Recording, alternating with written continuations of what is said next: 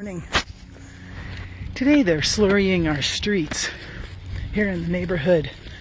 They're adding a layer of protection to the asphalt because it had been stripped away during the winter with the snow that we've had. The blades of the snowplow come by and it changes the texture of the street and damages it for the rest of the summer. So this is a regular process, not annual, but pretty regular. And it really reminded me of our own lives, our own efforts at times to slurry over our scars, the scars of the experiences we've had in our lives and the pain that we've experienced, and to cover them up and to make like nothing happened. It's just easier sometimes to cope that way.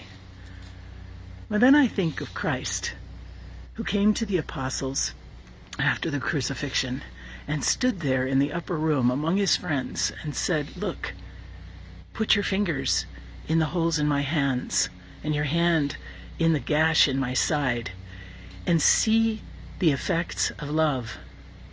He'd say, "Love, but the soldiers did that." No, but actually Christ weathered that storm, went through that pain for deep love. So the scars become a sign of love. For us, it's hard to believe in love sometimes. And the scars that we possess, it's like the last thing we want to do is admit that we opened ourselves enough and were vulnerable enough to feel pain. But here stands before us the divine, who says to us, "I'm not protecting myself from the times when I'm hurt by you." I mean, this amazing love of God that you and I, as little tiny human beings, could actually impact the heart of God. That God is willing to take the scars, the pain, because the love is so important.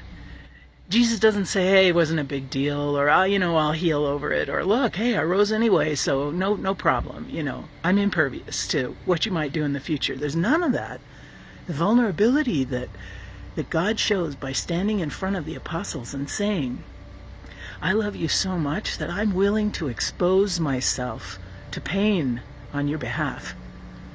We don't often think of that exchange that takes place in our relationship with God.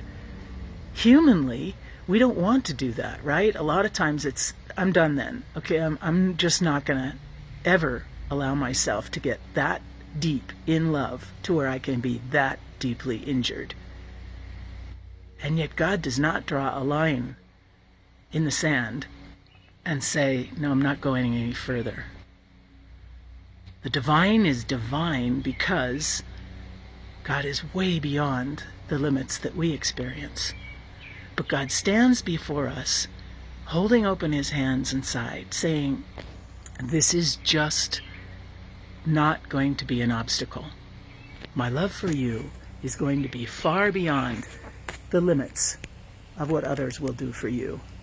And at times when you feel like you just want to clam up and just not be vulnerable anymore, I think the example of Christ before the apostles, and also before you and me, standing there before you and me saying, "Yes, it hurts to love you, but there's nothing that's going to want to make me stop." Scars can also be a sign of great love.